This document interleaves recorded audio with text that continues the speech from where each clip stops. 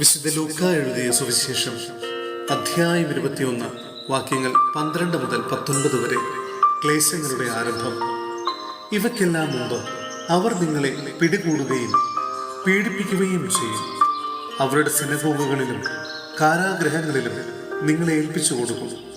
എൻ്റെ നാമത്തെ പ്രതി രാജാക്കന്മാരുടെയും ദേശാധിപതികളുടെയും മുൻപിൽ അവർ നിങ്ങളെ കൊണ്ടുചെല്ലും.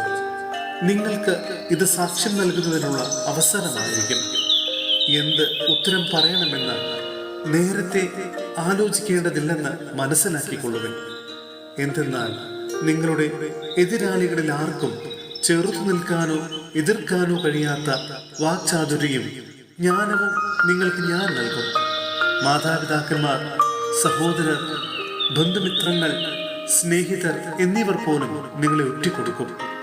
അവർ നിങ്ങളിൽ ചിലരെ കൊല്ലുകയും ചെയ്യും. എൻ്റെ നാമം നിമിത്തം നിങ്ങളെ എല്ലാവരും ദ്വേഷിക്കും. എങ്കിലും നിങ്ങളുടെ ഒരു തലമുടി ഇഴ പോലും നശിച്ചു പോവുകയില്ല. പീഡനത്തിലും ഉറച്ചു നിൽക്കുന്നതിലൂടെ നിങ്ങളുടെ ജീവനെ നിങ്ങൾ നേടും. സഹോദരരെ, വിശുദ്ധ പൗലോസ്ലീഹ റോമായിലെ സഭയ്ക്ക് എഴുതിയ ലേഖനം അധ്യായം 8 വാക്യങ്ങൾ 18 മുതൽ 25 വരെ. വെളിപ്പെടാനിരിക്കുന്ന മഹത്വം. നമുക്ക് വെളിപ്പെടാനിരിക്കുന്ന മഹത്വത്തോട് തുലനം ചെയ്യുമ്പോൾ ഇന്നത്തെ കഷ്ടതകൾ നിസ്സാരമാണെന്ന് ഞാൻ കരുതുന്നു. സൃഷ്ടപ്രപഞ്ചം ദൈവമക്കളുടെ വെളിപ്പെടുത്തലിനെ ആകാംക്ഷയോടെ കാത്തിരിക്കുന്നു.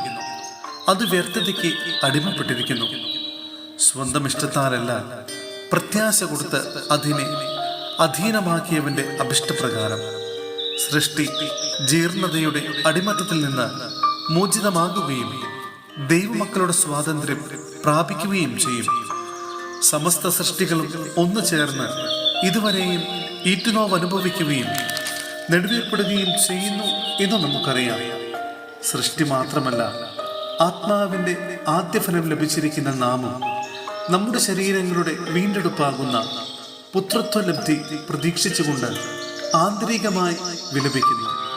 ഈ പ്രത്യാശയിലാണ് നാം രക്ഷ പ്രാപിക്കുന്നത്. കണ്ടുകഴിഞ്ഞാൽ പിന്നെ പ്രത്യാശയല്ല.